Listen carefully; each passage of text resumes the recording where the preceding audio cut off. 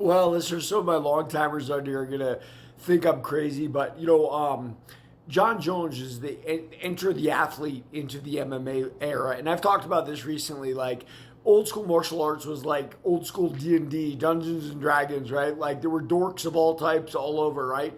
But you know what? The new era of the athlete, where you're not doing karate, or you're not doing just judo, or just whatever. You actually have to fight for 45 minutes, I don't know, 25 minutes, depending on what the rule set is. John Jones would demolish Fedor, in my personal opinion. And I've picked against John Jones when he moved up to heavyweight against Cyril Gane.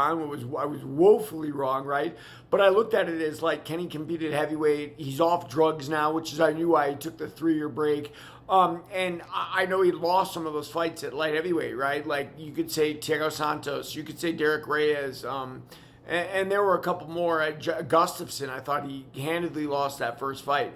But nevertheless, I mean, he's the GOAT, right? Occasionally the GOAT gets gift decisions. Ask Muhammad Ali about his 3 fights with Ken Norton. He didn't win any of them, but he went 1-1 in them. And that's because of who he was. And John Jones is who he is, and he is the GOAT. Now, Fedor came around at a time where, I think he was the really tough athlete of that era, right? Like, not a lot of people didn't know what they were doing. Fedor had been taking Sambo for a long time. So that rule set was nothing new to him. I mean, one of the things people forget about is, everybody was jumping into a rule set that they had no idea about. I mean, if you watch Ken Shamrock lose to Royce Gracie the first time, he goes, "It's not my style," as if that was an excuse for him losing, right? Because he had fought shoots fighting in Japan where it was slaps and then everything else goes, which I don't know the difference between, because Ken didn't really punch and neither did Royce really.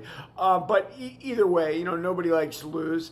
The bottom line is Fedor knew what MMA was all about when everybody was figuring it out. And, in the first couple eras of MMA, like, did Kimo Leopoldo really know how to fight? Well, no, he was just this really giant man. He was a street fighter. He didn't really know martial arts, but he gave Royce Gracie all he could breathe, all he could think about for 5 minutes. Now it feels like it was 5 hours in retrospect, but it was about 5 minutes. And, Kimo almost won that fight, which would have been probably devastating for Gracie Jiu-Jitsu and everything else. But Kimo did not win that fight, most importantly. And the Gracie name went on to live in legend. I don't think Fedor would have had a chance against John Jones. But yeah, it would have been fun to compare errors. That's why we do pound for pound lists when they're not exactly logical. And listen, there are some savages we love. Tank Abbott, they tried to get him the title. He just wasn't able to do it. Why? Maurice Smith was too much of an athlete, right? Like Maurice sat in guard, waited for him to get tired, then got him to the feet and knocked him out. And that's how it goes. Yeah, I definitely think that John Jones would have got Fedor. At least the modern incarnation of John Jones. Everybody, read my book, Warrior of the